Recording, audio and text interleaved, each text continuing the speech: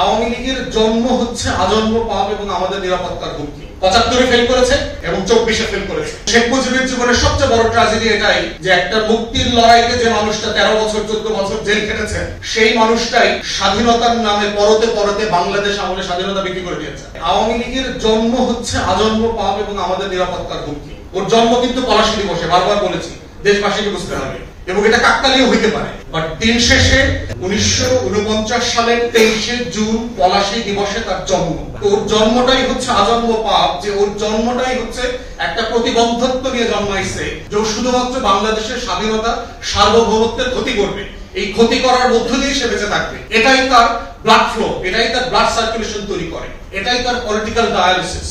এটাই যে কিডনি নষ্ট হলে ডায়ালিসিস করতে হয় না, দূষিত রক্তকে শোধন করে আবার পরিশুদ্ধ করে।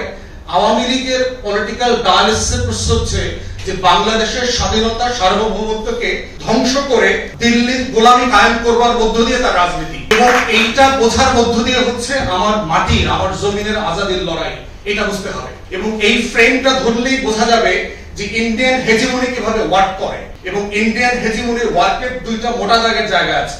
একটা জায়গা হচ্ছে তার পলিটিক্যাল হেজিমনি, দিল্লি পলিটিক্যাল হেজিমনির একটা জায়গা আছে, আর দ্বিতীয়ত হচ্ছে তার কালচারাল হেজিমনি। তার কলকাতা কেন্দ্রিক যে নাচ গান কবিতা সাহিত্য, রবীন্দ্রনাথ ঠাকুর, তার যে চর্চা কেন্দ্রগুলো আছে, তার বলিউড আছে, এই কালচারাল ফ্রেমের মধ্য দিয়ে সেই কালচারাল হেজিমনি যেটা কায়েম করে। এখন তার দিল্লির পলিটিক্যাল হেজিমনিটা কিভাবে ওয়ার্ক করে? যে কোনো রাষ্ট্রের অন্য রাষ্ট্রে ইন্টারফেয়ার করবার সবচেয়ে বড় স্ট্রংগেস্ট ফর্ম হচ্ছে ওই দেশের রাজনৈতিক দলগুলোর ভিতরে তার স্বার্থ চর্চা করবার সুযোগ করতে দেয়া।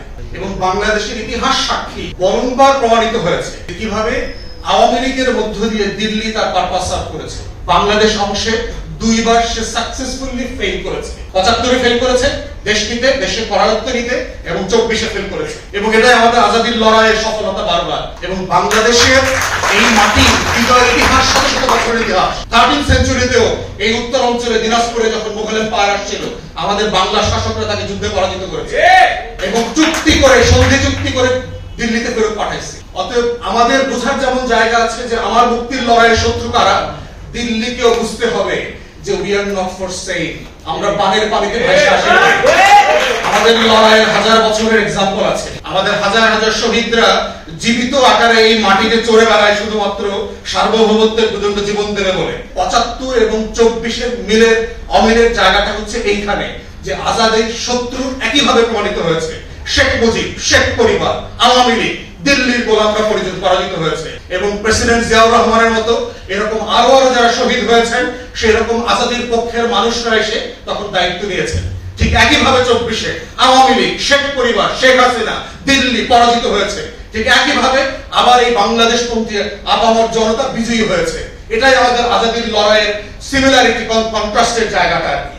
এবং ফিউচারের জন্য এটা মাথায় রাখতে হবে আমাদেরকে এবং আমাদের শত্রুদেরকে, যে আগামী দিনগুলোতে আমার এই মুক্তির লড়াইতে কারা সবচেয়ে বড় বাধা হয়ে আসতে পারে, সেই ড্যামগুলোকে আইডেন্টিফাই করতে হবে এবং ভেঙে দেওয়ার জন্য প্রস্তুতি নিতে হবে।